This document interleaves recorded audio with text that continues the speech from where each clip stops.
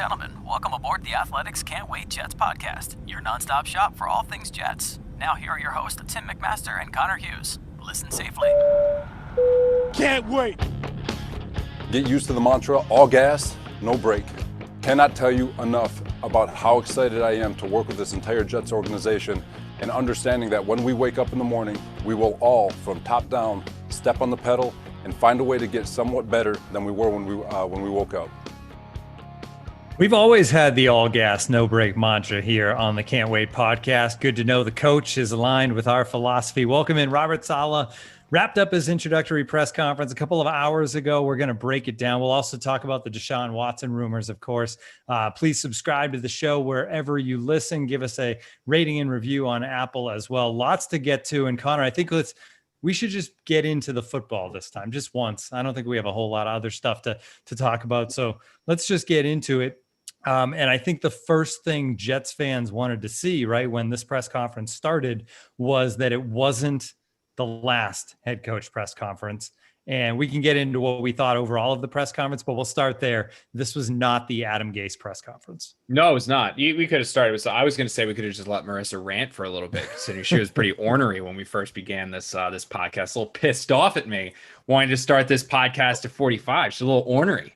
I don't think I've ever seen Marissa. We had a company-wide meeting beforehand, and Connor's like, company-wide. Right. Why are they scheduling company-wide meetings on the day the Jets introduced the new head coach? I don't know. They should have worked around the Jets schedule. Yeah, exactly. I think they should have. They should have just called me. I don't know why I didn't get the call from Adam and everyone be like, hey, so Connor, what's the schedule like today? Connor, what's your schedule? Are you golfing today? Do you have anything going on? It's 40 degrees outside, 25-mile-per-hour winds. There's no golfing taking place today. There's no golfing tomorrow. There's no golfing at all. This was wake up. Today was Robert Saleh day. Yeah. It's Robert Saleh day. And I'll probably get a chance to, I haven't had a chance to breathe too much. I mean, I don't have about like 75 million podcasts to do, like Marissa was just talking about before we came on, like trying to rub in her face. Oh, Connor, what? You going to go to the gym after this? You going to go lift after this, Connor? Oh, yeah. Guess what I've got to do? I've never seen you get this. I'm sorry, Tim. I couldn't let you go. I couldn't let you start one without. Fair enough. Fair enough. He didn't want to get right into the press conference, but chat, everyone wants to hear about what Saleh had to say. So I think we should get into it. We have a few clips queued up. We'll end it with a Marissa rant. Yeah, and honestly, like for people that did tune in, it was streamed.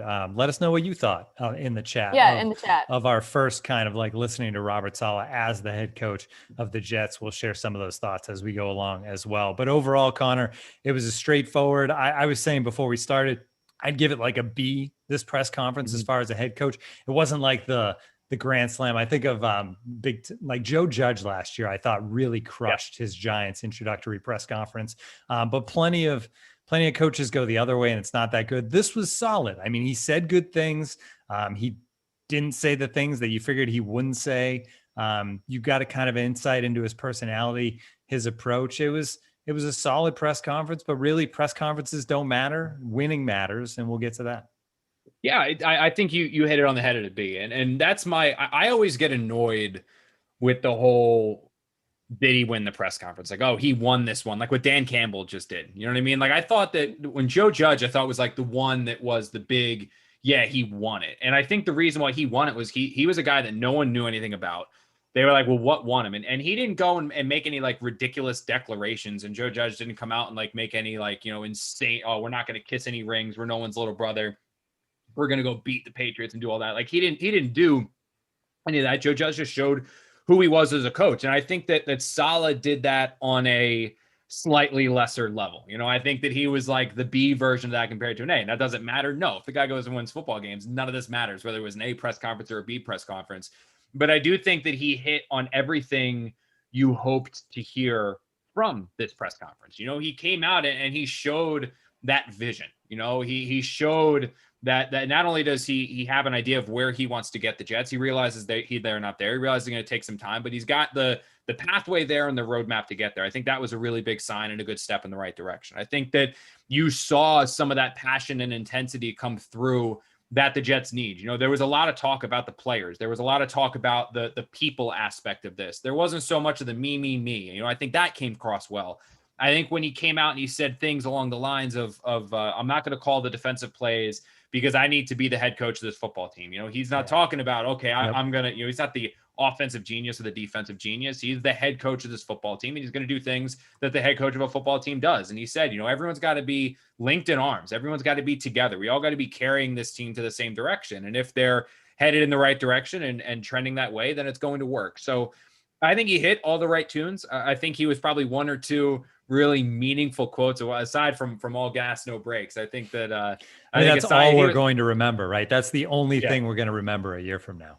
Yeah. And I think that if he was probably like one or two more quotes away from there from me, like, oh my God, it's the A press conference. But you saw how genuine he is. You saw that none of this was fake. None of this was an act. I mean, I think you sat there and talked to him. You kind of felt like you related to him because he came off as a real person. He came off as a true person. And I think that it was everything you could have wanted for in an intro press conference. And now they just got to go ahead and move forward with it. And maybe the biggest thing that came out of this, and I know it's going to make, I've always said this over and over again, it doesn't matter, but it's going to make Jet fans go absolutely crazy, is that the organizational structure is finally changing. That you've got the head coach reporting to the GM and the GM reporting to the owner. And that's kind of what Jet fans have been clamoring for quite a bit. All right, so we're going to play a few clips from the presser as we go around just to set up these conversations. And I mean, we're going to start with the one that I think everybody knew was going to be an early question in this press conference. You actually got it in there, Connor, so credit for that. But everybody wanted to know what he would say about Sam Darnold, knowing that he probably wouldn't say anything really about Sam Darnold. So let's roll that clip, Marissa, and then we can talk about what that means going forward. I could talk about the way we game planned back earlier in the season and studying Sam and trying to come up with a plan when we played the Jets. And what I can tell you about with regards to Sam is that he's got an unbelievable arm talent. There's a reason why he was the number 3 pick in the draft. He's fearless in the pocket. He's got a natural throwing motion. He's mobile. He's extremely intelligent, and like he's tough as nails. His reputation in the locker room is unquestioned, and so just that in general, there's a reason why he was the 3rd pick in the draft, and you can see all those qualities on tape and around the building and the way people speak about him. So then there was a follow-up question about, is he going to be your quarterback next year? Yeah. And of course, that was the question that, he dodged. He's not going to answer that question. There's a lot that can happen between now and draft day and evaluation and Deshaun Watson. Like, who knows? So I think we got what we expected to get, but he clearly, I thought it was good, Connor, that he reflected back on the preparation he did when facing Sam Darnold last season. And he didn't just kind of completely throw out some cliche. He actually related it to his experience. Totally unrelated, but I just realized you got new AirPods. When did those come I in? did. Those brand new. I just noticed that. That's nice. I've had them for a few weeks, but the trust factor to do them on the pod live, there's you got to get to that level of okay, I'm willing to take the leap and not plug these things in for a live podcast. We're going well so far. I guess I didn't deter you at all when I was ready to throw my AirPods at the wall last week when I couldn't get them connected for whatever goddamn reason. I'm surprised I get to do that.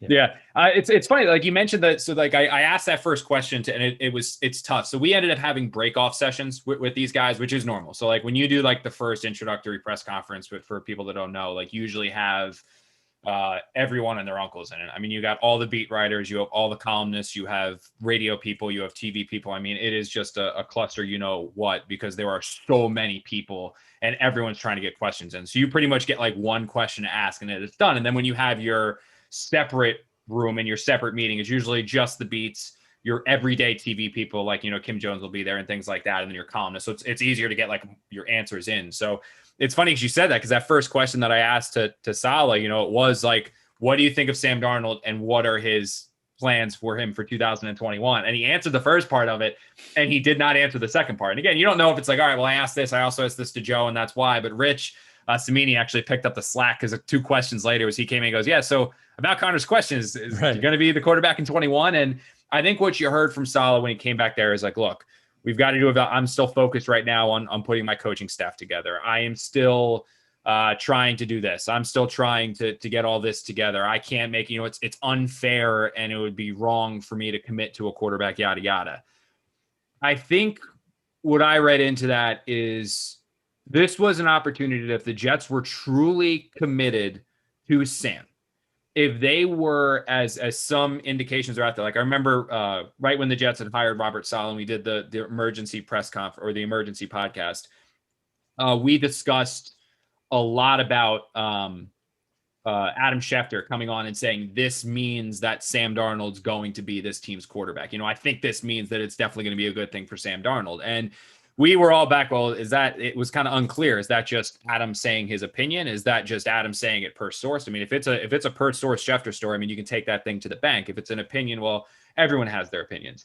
This was an opportunity, I think, for Saleh, that if he was truly committed to Sam as this team's quarterback in 2021, if this was very much as definitive as it once seemed right after the Jets had hired him, I think this would have been the chance to come out and make a more declarative statement of devotion to Sam, that they had the opportunity to do this. They could have come out and made a comment like Cliff Kingsbury said of, barring something unforeseen, Sam's going to be the guy. And the unforeseen would be trading for Deshaun Watson.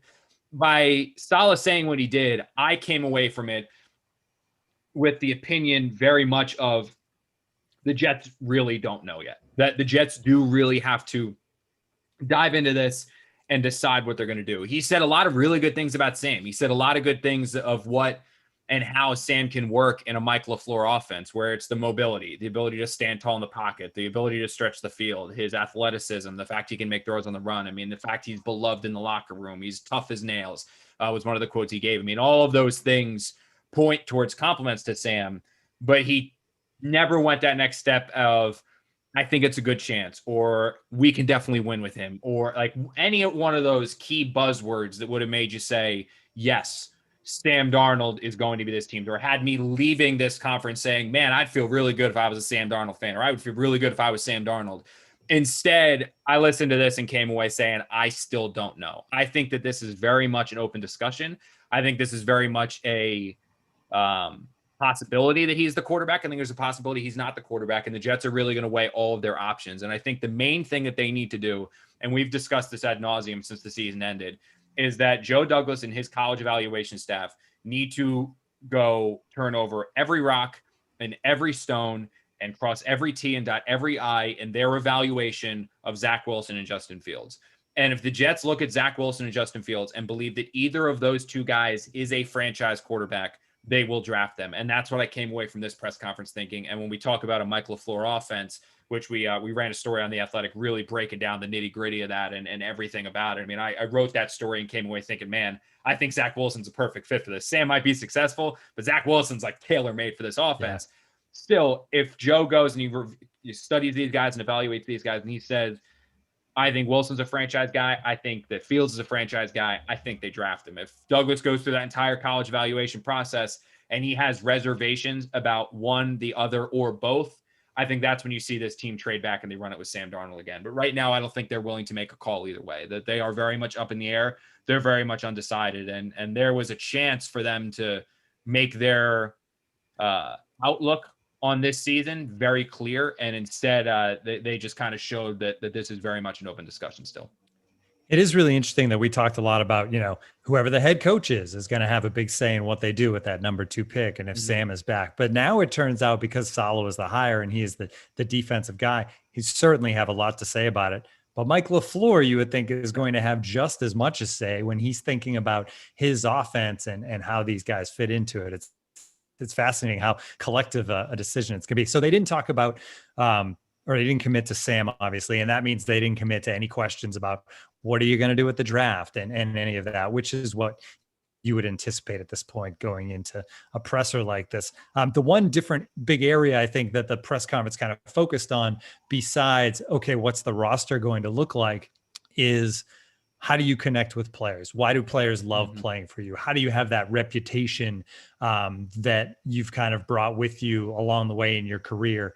And that talks to the intensity and everything. I thought he had a really good answer about why, and it's hard for anyone to talk about why people like you, right? Like that's maybe not you, Connor, but most people it's hard to talk about. It's tough for Marissa to after today. Like you. Marissa would be my biggest fan, not anymore.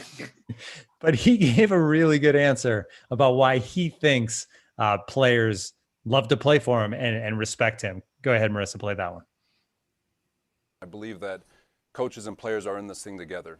I believe that the investment that coaches put into players has to be the equivalent of the investment you put in your children. I mean, you got to invest everything you have in your heart and in your soul into those players, because they're relying on you to help them be their absolute best so they can showcase their skills on Sunday. I think when players feel that investment and they feel that you're giving them everything you have, I think they can't help but reciprocate that investment and invest back in you as an individual. And so when you get that investment reciprocated and you got investments on both sides, it becomes personal. And when it becomes personal, it becomes very, very, very special. He actually said later in the press conference that they respect him too, because he's out there trying to get them as much money as possible, which I thought was funny because yes, guys love the loyalty, but you know what? They also love getting paid. And if that's something you share with them like that, that makes sense too. But usually when people say something like he said there, where you need to invest in these players like you would children, it's like people that maybe don't have children. He is a family man with kids, and he was legitimately like, you know what? I pour as much into these players as I do my own kids. That kind of made me open my eyes a little bit when I was watching the presser.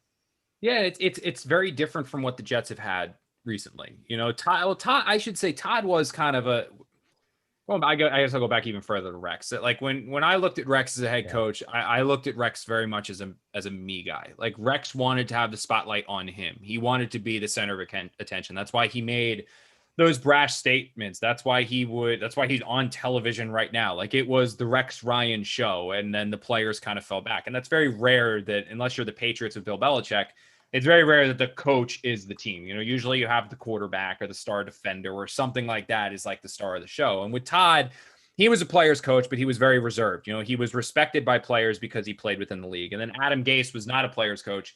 Adam was somebody who was very, like we've said this before, he wanted to out scheme the guy on the other sideline. And he wasn't going to go in the middle of the huddle and rah and fire people up. His scheme was going to be better. His scheme was conceivably going to be better than your scheme, which was going to then in turn put, you know, him on, you know, you guys, it was going to put the Jets in a better success to have, or better position to have success. With Saleh, I get the sense, and from talking to him a little bit off the record, from talking to him on the record, from just this few brief interactions that I've had with him, I get the sense that he is a guy that players are going to absolutely love and be in love with and love playing for, because he demands respect. Yes. He's not somebody that's going to be a player's coach in terms of like, you know, players can get in trouble off the field and they're just, you know, like Todd was in that regard, where players get in trouble off the field, they get a minor fine and then, you know, a slap on the butt and say, do better. And then they go back on their way. With Saleh, the players are going to respect him because they're going to feel like he's right next to him, that he's, you know, going to battle with him. He's screaming for him. He's yelling for him. You know, he didn't play in the NFL, but he's an NFL player type personality, and he's going to be going to war with them, and he's going to be leading the charge and have that fire and intensity. But it's also the respect factor, where he is the fatherly figure. You know, it's the family love. It's that kind of a thing. And I don't think the Jets have really had a coach like this in a long time, because even going back to Herm Edwards, like Herm was a player's coach, but he was kind of a little bit of a guy players would sometimes push over a little bit. And Mangini was the disciplinarian. And I think that what you're getting with Saleh is the perfect mix of everything. You're getting the guy that players feel connected to and have a relationship with and want to play for, but you're getting the one that they respect so much that they're not going to act out in line because they don't want to disappoint him. You know, I guess the best way to put it is he compared it to being a kid. It's like being a father. You know, you don't want to disappoint your father.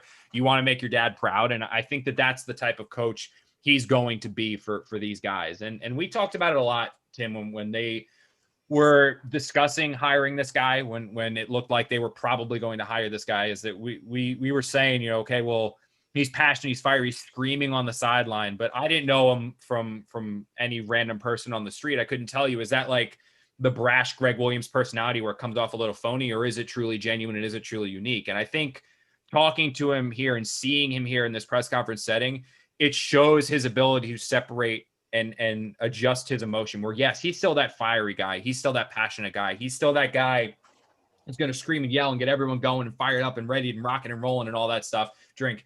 And I think that we're going to see more so the turn it on, turn it off, when to use it, when not to use it. And I think that's a great trait in a head coach. And honestly, man, I like watching something like that. It's like you kind of feel like the Jets did get it right.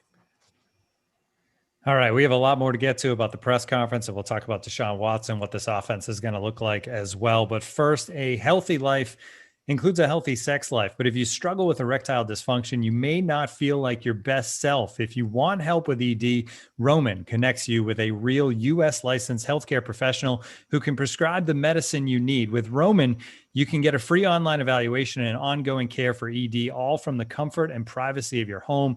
A healthcare professional will work with you to find the best treatment plan. If medication is appropriate, Roman will ship you real medicine with free 2-day shipping. The whole process, straightforward, simple, and discreet. Erectile dysfunction used to be tough to talk about, but now there's Roman. Complete an online visit today to connect with a doctor and take care of it. Just go to GetRoman.com/wait to get $15 off your first order of ED treatment, a free online visit, and free 2-day shipping. That's GetRoman.com/wait for $15 off your first order of ED treatment. GetRoman.com/wait.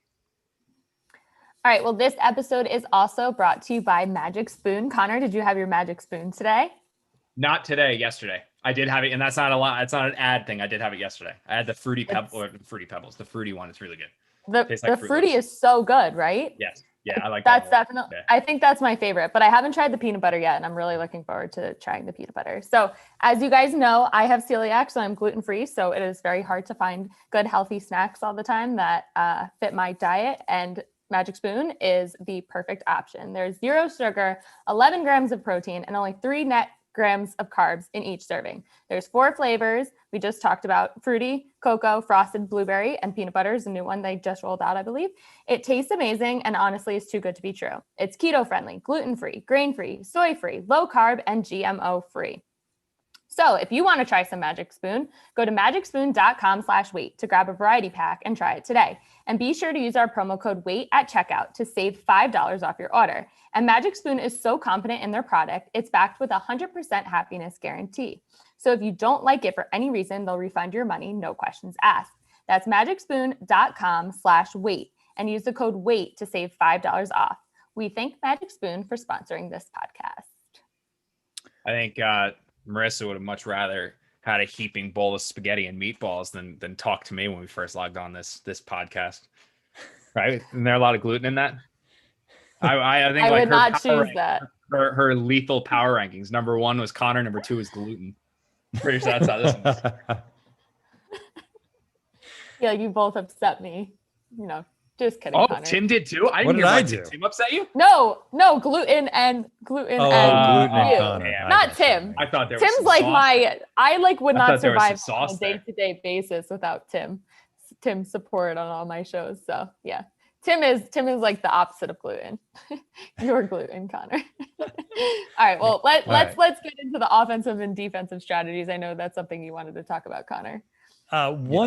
Yeah, we'll get into that and Deshaun Watson. One more thing on the press conference, though, I did want to get to was because it stood out to me, because this is a question that's asked every time a new head coach gets, into a press conference.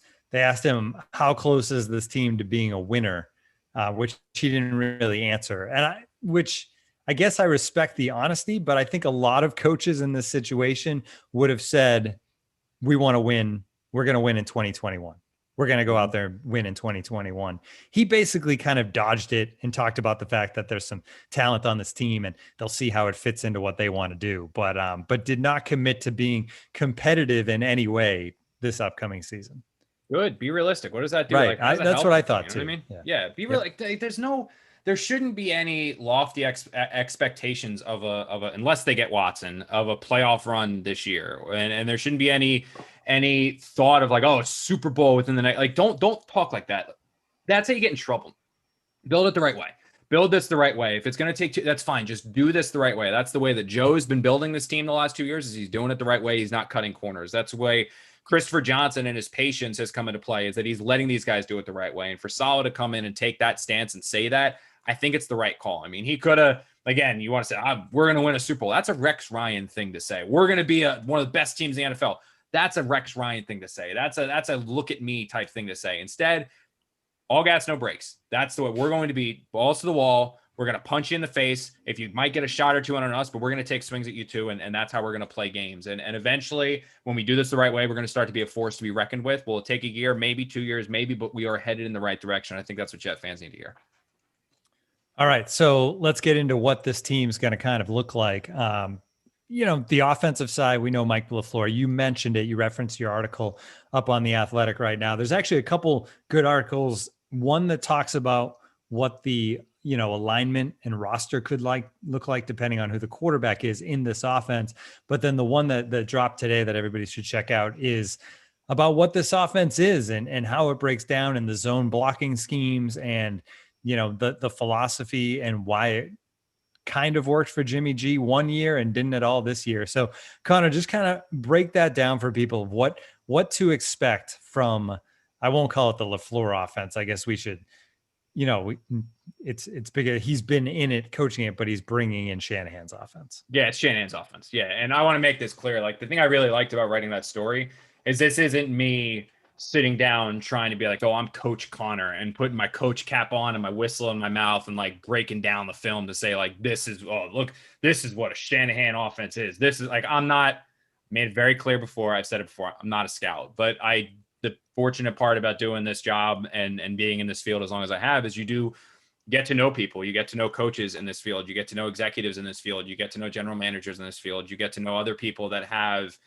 had to game plan against Shanahan quite a bit over the last 6-7 years. And that's going back to when he was in Cleveland and going back to when he was in Washington and when he was with Atlanta. And now obviously he spent the last several years with San Francisco. But this is like, I called those people and I was like, it took a couple of days to do it, but it was like, all right, tell me what a Shanahan offense is, because everyone says, oh man, Shanahan's offense is so great and Shanahan's offense is this and Shanahan's offense is that. Explain to me.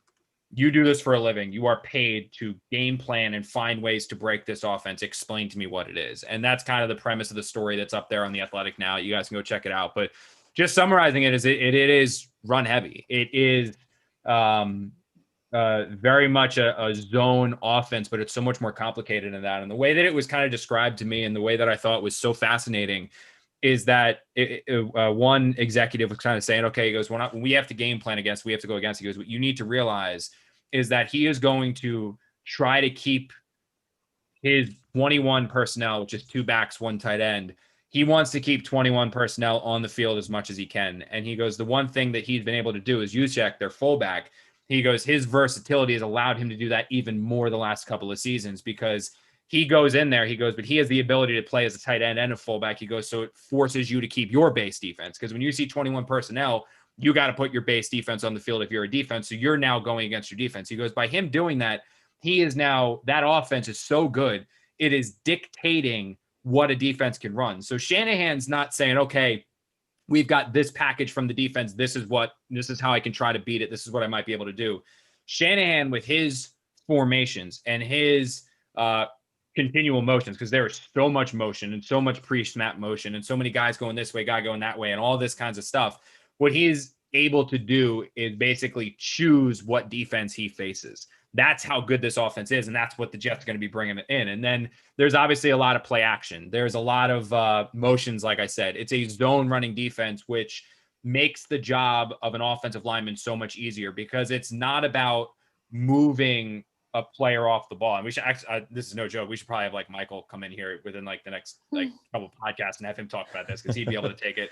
And we can actually say this now because people know who Michael is. So like he'd actually be super beneficial to come in here and hey, explain why his own scheme's easier for an offensive lineman than a man scheme. But the way that it was portrayed to me was that he's not there. The Jets offensive linemen are no longer going to have to push guys off of spots. That's not what it is. They're going to get to a spot and seal. They're going to get to the second level and block someone off. And then these running backs are going to be running to specific areas and getting through. So for offensive linemen, it's easier because it's not about muscling someone and pushing them off. It's about getting to a specific spot and turning them around.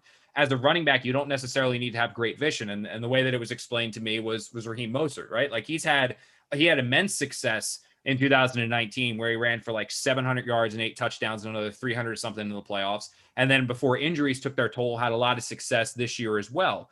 Well, Mostert is not a guy with incredibly nifty feet, one talent evaluator told me. And he's not somebody with next level football vision, but he knows within that scheme, I need to get to this spot on this play and then cut up the field. And when he's able to do that, you see the success. So the most important part of offensive linemen is not necessarily size. It's kind of athleticism and smaller bodies to get to those spots, seal people off and create those holes. That's what the Jets are going to need from offensive linemen. From a running back, they're going to need speed to get to the perimeter because that's a lot of what Shanahan's offense is, which LaFleur is going to be doing, where it's going to be about getting to the perimeter and getting up the field.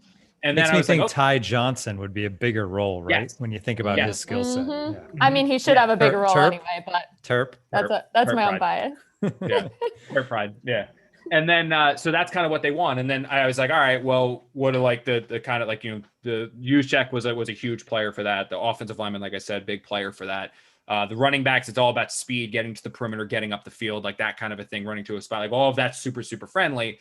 And then with receivers, you want guys that have yak. You want guys that are yards after the catch, because when that offense is really humming, it's throw to a window, get the ball in your playmakers' hands and let them make plays. So that's why you saw Deebo Samuel make plays. Brandon Ayuk make plays. It was guys that were getting the ball in their hands and then going out there. Emmanuel Sanders was another one when they traded for him. Get the ball, make plays, get the ball, make plays. And I was like, man, I was talking to this one guy and I was like, one of the people for the story. And I was like, man, I was like, I'm listening to this. I was like, I'm listening to everything you're telling me. And is this what makes it so quarterback friendly? You know what I mean? That cliche quarterback friendly. And he goes, 100%, absolutely. That is what makes this scheme so quarterback friendly. He goes, is that you're basically marrying the run to the pass. And you are making the quarterback's life easy, because when you are now taking the quarterback out of the pocket, because that's what they want to do.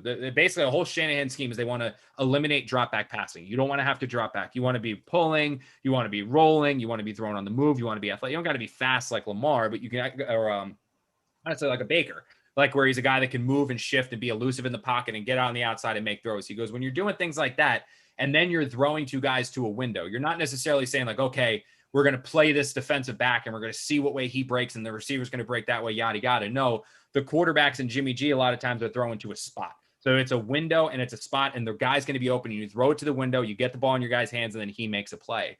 And so I was like, wow, that's like I was like, man, this offense seems great. I was like, so how do you stop it? Like, how do you like stop that kind of an offense? And this is, again, like if you're interested in reading like the real analytical breakdown of it, the story's up on The Athletic, and there's a lot more into there and a lot more X's and O's and a real true breakdown of the Jets roster, which I think people, if you're really interested in this stuff, you can probably you'd like to read it. But I said, I was like, all right, well, how do you defend it? And he said, well, when we would play them, like when we would play the 49ers, what we would say is you need to cut off the edge and not let the running backs run rampant and run crazy. He goes, and then we would try to force them to attack down the field, and we try to force and keep the quarterback in the pocket and force the quarterback to take his shots down the field. And I was like, all right, well, I was like, that basically just tells me that you're saying like you wanted Jimmy Garoppolo to beat you. And he said, that's exactly what we wanted to do. We wanted Jimmy Garoppolo to beat us. And I was like, okay, well, if you had a quarterback in there, if you had a quarterback in this Shanahan scheme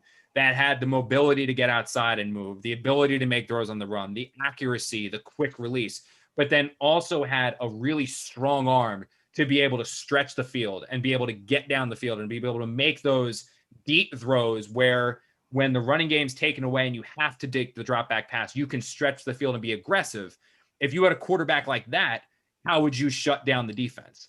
And the exact quote I got from one of the people that I was talking to about this was, we'd be fucked. Like that was the quote that they said, was that we would be effed, is that's what would happen. So when he was telling me this, in my head, I was like, okay, I think I get why people say Sam can be effective in this. And he did say, like another executive I was talking to said that to me as well, is he said, Sam can be effective in this offense because he can throw on the move. He's athletic. He can get out of the pocket and run around. And again, the one issue with Sam throughout his career is that he's had a lot of problem reading defenses and making reads and going through his read progressions. When you're throwing to a window, you're not necessarily doing that. So it will make Sam's life easier, and it will certainly help him and help make things easier, make things better.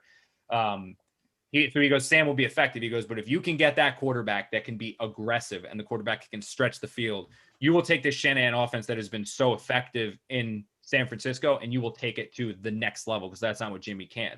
So when I was listening to this guy, I was like, man, Sam can be effective, like I said. But Zach Wilson kind of seems like he's tailor-made for this one, man, because that kid's the one who can, we talked to Dane about it, right? He moves like Manziel. He's like the guy that can get out and move. He can throw on the run.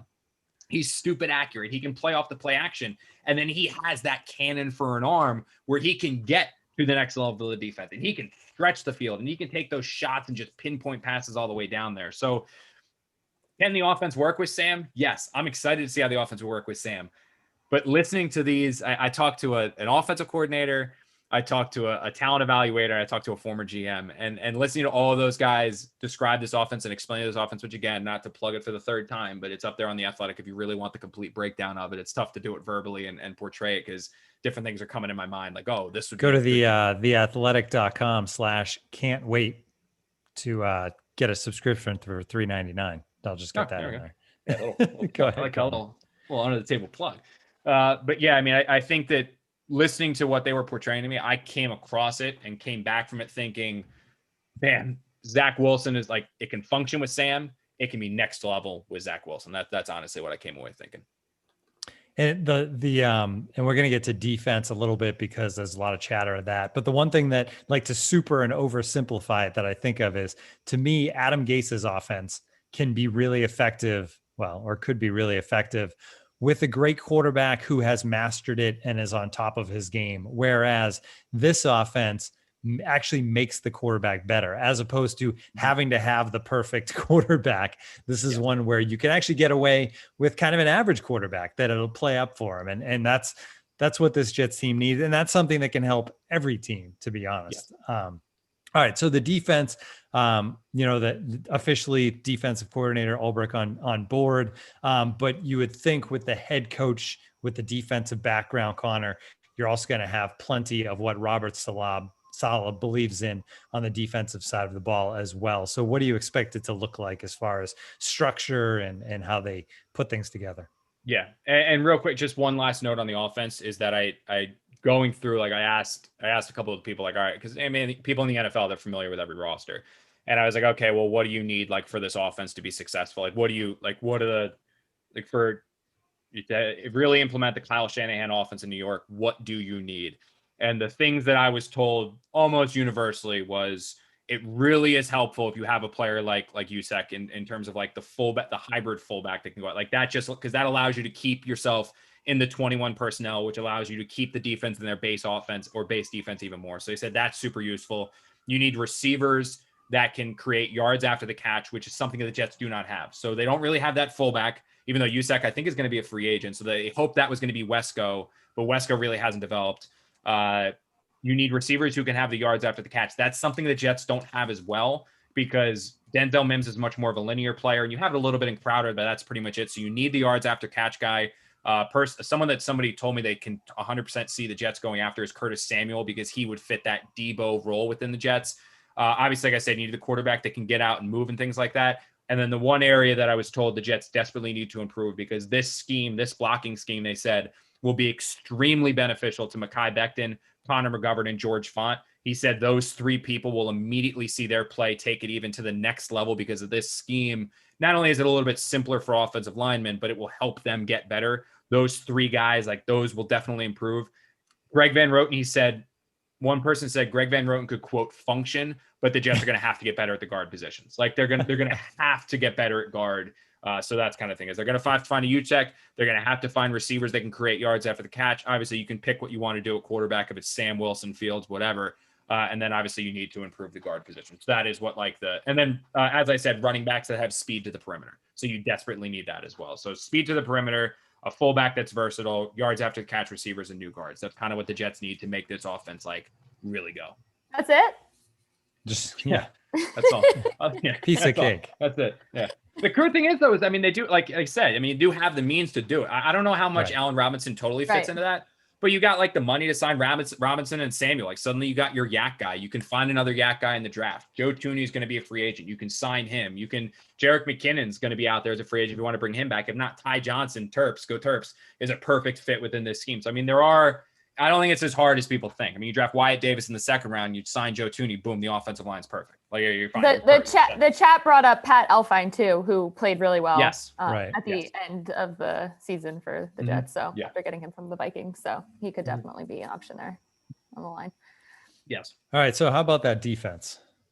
Yeah. So so we had break off conversations with Joe and Robert, which I said, because I think I touched upon it. When you do these press conferences at first, like the first press conference that all the fans watch and that's like televised and all, it's everyone and their uncles in it. And then you do like a little side room, which is a side Zoom room, or in real life, when we're in there in person, we get to pull off to the side and it's just the beat writers and maybe some columnists, and you can really start to break down and get an abundance of questions in and things like that. So I asked Saleh about his defense in the breakoff room, in terms of like, what's it gonna look like? Because is it, you know, I was like, oh, you know, your Seattle tie in San Francisco. And he actually shut it down pretty quick that this is not a Seattle defense. And he made that very clear. Like, he goes like, I've been removed from that from long enough where it's not going to be Seattle. There's not going to be too many Seattle pieces. There's not going to be Seattle this, not going to be Seattle that. It's going to be much more what we did in San Francisco.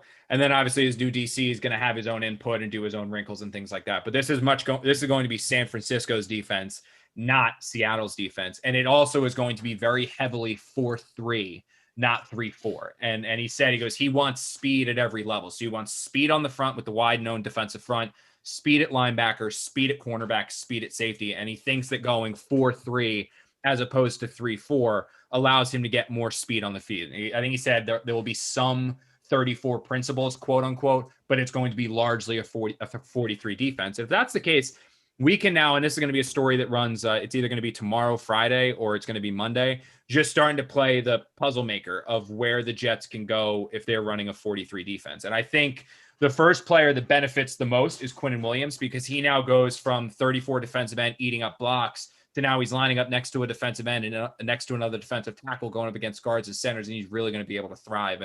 And Saleh sang his praises tenfold, where he said, I absolutely love Quinnen. And he said he wants to unharness his seatbelt, or so I tweeted the quote. It was something about unharness and seatbelts or something like that, and really let him go and let him fly and let him dominate. So that defensive front, I think, will be priority number one for the Jets to figure out what to do. Quinn Williams will obviously be one of those defensive tackles. I think Foley Fatukasi will be one of those defensive tackles. They can have John Franklin Myers rotate in. But what the Jets are going to need to do is find two speed edge rushers at defensive end, because they don't have it. I know Jabari Zuninga, people will be like, oh, they drafted Jabari Zuninga. The Jets drafted Jabari Zuninga believing he was going to be like their Brandon Graham or their Justin Tuck, for those that are familiar with the Giants or familiar with the Eagles, in terms of a guy that on running situations, he'll play defensive end. In passing situations, he moves inside a defensive tackle because he's too quick for guards. And he's, so they kind of move him inside. So that's how the Jets view him. They still need speed defensive ends. They need to find speed defensive ends. They don't really have that on the roster. This also probably means Terrell Basham is gone. And this probably means that Jordan Jenkins is gone. But they're going to need to find two 43 defensive ends. I think Mosley or Hewitt can play the Mike linebacker spot in a 43. That won't be an issue. I actually think Hewitt could play the strong side linebacker in a 43 spot, but the Jets are going to have to go find an outside linebacker that can cover who they don't really have. And then obviously they're going to need corners and they're going to need safeties. But this is probably the first time in as long as I've been covering the team that they're going to be a true 43 defense. Todd threw some wrinkles in there with 43, and Greg would occasionally throw like a weird 43 front, but they were pretty much 34 all the way dating back to Rex. And now maybe when they had John Abraham, I think was probably one of the last times that I can think that they were a 43. So it's going to be fascinating to watch how this comes together. But I do think that moving to 43 helps Quinnen a lot. It'll help John Franklin Myers a lot. It'll help Foley a lot. I think it'll help Zuninga a lot, because now he can play that Justin Tuck, Brandon Graham role. And then the Jets are just going to have to go out there and find more pieces.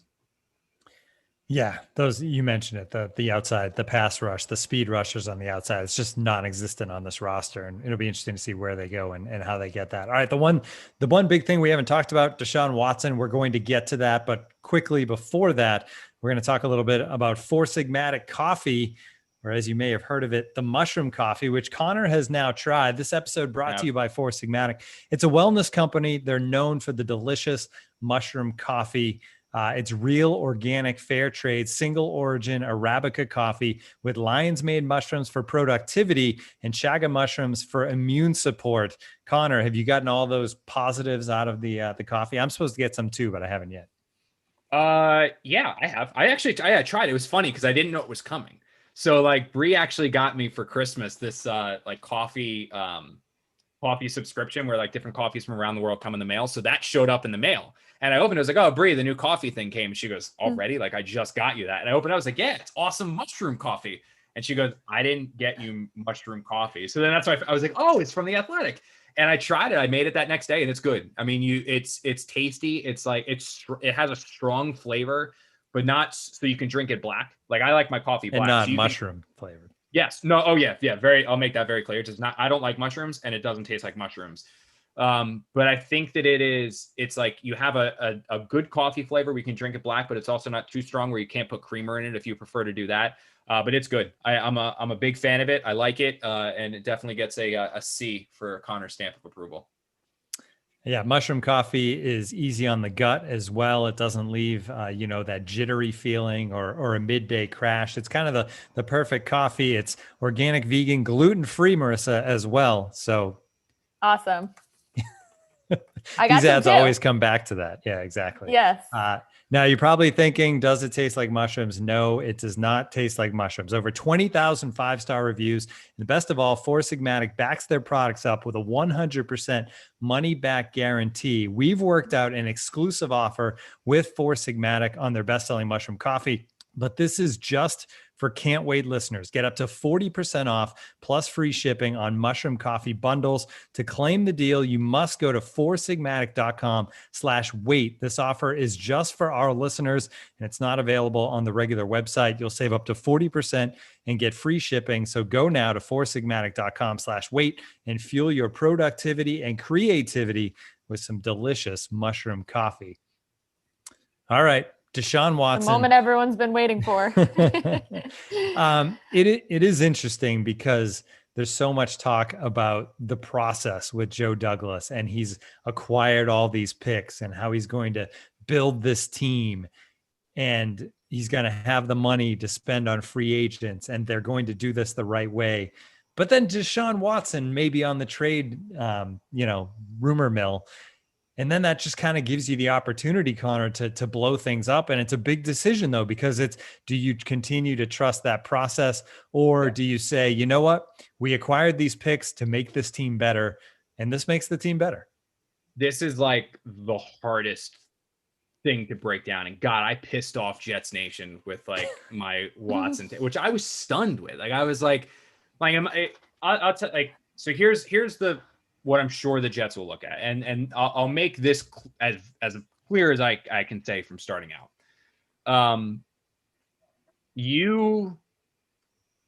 If you can find a way to get a 25, 26-year-old, bona fide, no doubt, franchise, one of the best quarterbacks in the NFL, if you can get him on your team, there is no price that's too much, because those players don't come around often. It is hard to find one, and it's hard to find one because if Deshaun Watson truly is on the trade block, there's going to be 25 of 32 teams that are pretty much going out and looking for him. Unless you have Pat Mahomes, unless you have Russell Wilson, you're still going Aaron Rodgers. You're still going to make a call on Deshaun Watson because he is that good. And when you get him, you don't have to worry about the quarterback position for the next 10 to 12 years. You know that you aren't just set there. You have one of the best. You have one of the guys that gives you a chance to win every single Sunday just because of how God-given talented he is. And there are so few people. So for that, in my opinion, there is no price that is too much to pay. It's not. 3 first-round picks, 4 first-round picks, 3 and a second and Sam, it doesn't matter, because I truly believe that that Deshaun is worth it. Like Deshaun is that good. He's a difference man. Like he is, people like general managers dream of this guy and dream of finding this guy. And if you can actually get him or trade for him, the minute you agree and get a person the minute you get a team to agree to trade him to you, you paid too little, because there's no price. There's no price. Like you already paid too little if you get somebody to agree to make him there. The problem with the Sam Darnold or the problem with the Deshaun Watson trade is that, like I said, the Jets are not going to be the only team that's in this. The Jets are not going to be the only team making a call. And if this was just about assets and this was just about money, the Jets are in probably the top position to acquire him because they have the draft picks to make a more compelling offer than anyone else, and they have the cap space to absorb his contract. So you have the perfect situation. But when Watson signed that massive contract extension with Houston, he had a no-trade clause. And when he has a no-trade clause, he can dictate where he goes, because he's not going to accept the trade to a team that he doesn't want to play for. He's going to want to go to a team that he wants to play for. And when I take that into consideration, and then I compare the Jets to the other teams that might potentially be in the running for Watson, I don't see why Watson would pick the Jets over the Miami Dolphins or over the Carolina Panthers or over any of these other teams that are a little bit closer. Because one of the main topics of conversation down in Houston this year was how the Texans wasted a year of Deshaun's prime. I mean, they like you have the video of JJ Watt walking off the field in week 17 with Watson with his arm around him. And he says, "I'm sorry, man. I'm sorry we wasted one of your years. I'm sorry we did this to you."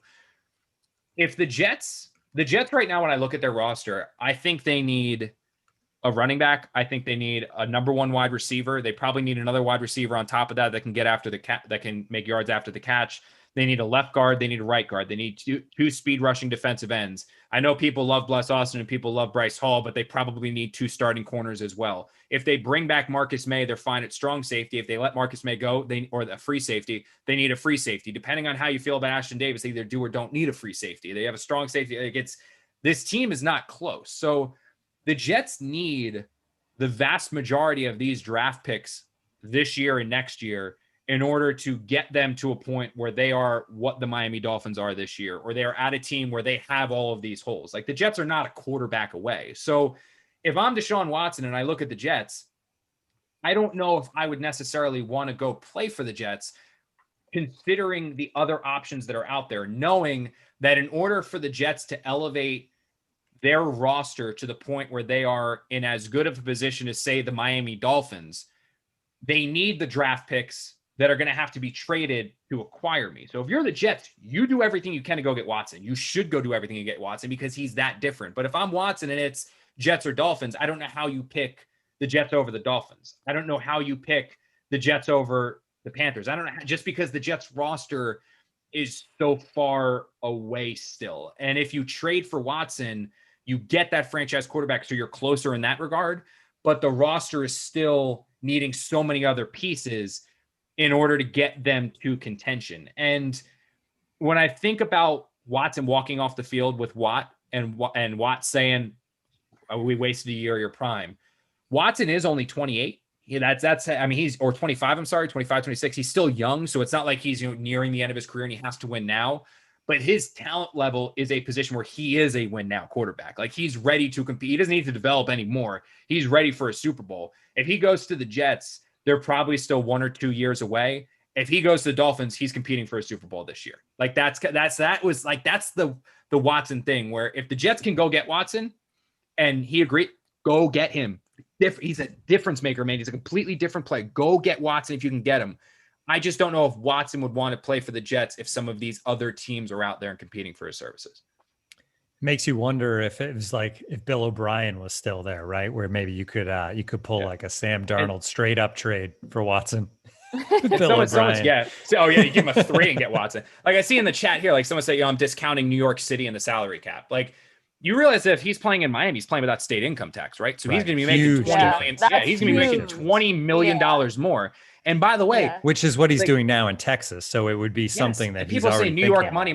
Like Marissa can speak to this for like, how many commercials is Baker Mayfield in? He plays in Cleveland. Like the marketing in the NFL is different. Like it's not like the NBA. It's not like the luster of like, you need to play in one of these major markets in order to be a star. Like is simply not true. I mean, Eli Manning was the Giants quarterback for 20 years.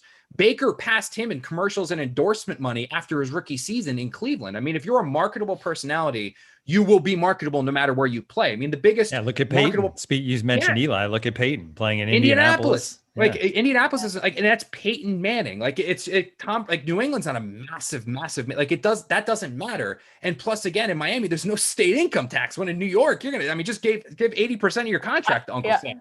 I think all these listeners know about what the taxes are like in New York, New Jersey area. I don't think we need to explain that. Yeah, exactly. I will say I did ask the chat like what they would give up for Watson, and I was curious like what kind of responses I'd get, whether it'd be everything. Like the picks. So someone said they'd throw their house in the package. Someone said they'd give up alcohol for a year. I think somebody said they would tweet out a video of themselves crying out of pure excitement. So I mean, it sounds Somebody like, said they'd trade Connor too. So there's yes. that. How did I forget that Dude, one? that does not That surprise was the me. best comment. Can we trade Connor for Watson? Yeah, that was my favorite one. Yeah.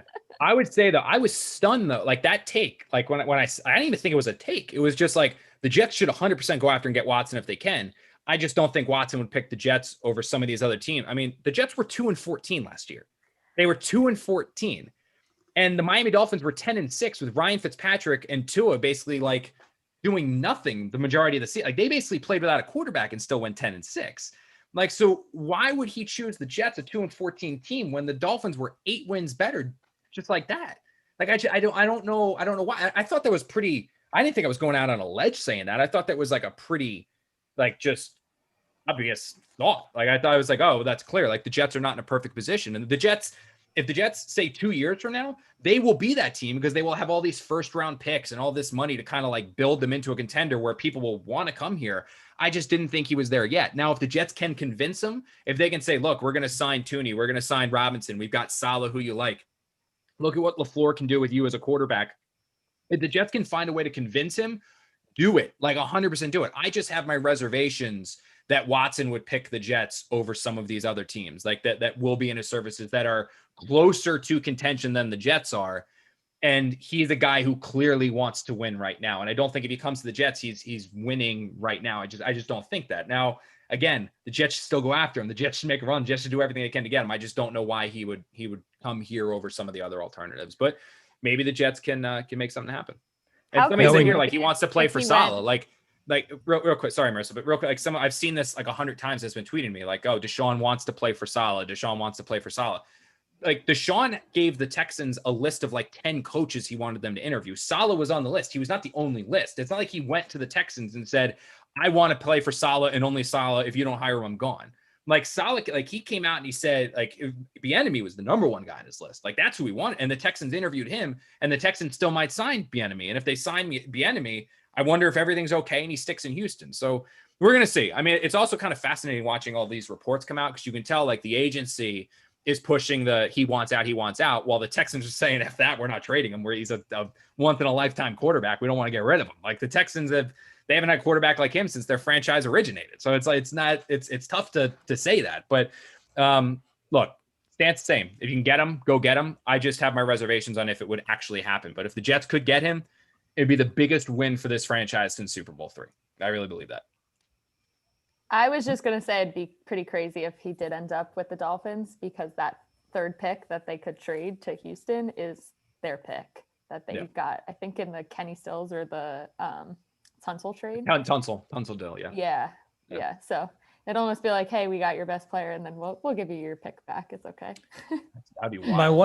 My one follow-up here, Connor, is when it comes down to it, getting to know Joe Douglas a little bit as you have over the last couple of years, when it comes down to pulling the trigger, if Deshaun says, I want to play for the Jets, is Joe Douglas willing to part with all that draft capital, just knowing that that's how he has all along planned to build this team? Is he willing to pivot in this moment with this opportunity? Or do you think like at the last second, he just doesn't want to quite pull that trigger and somebody else just kind of is willing?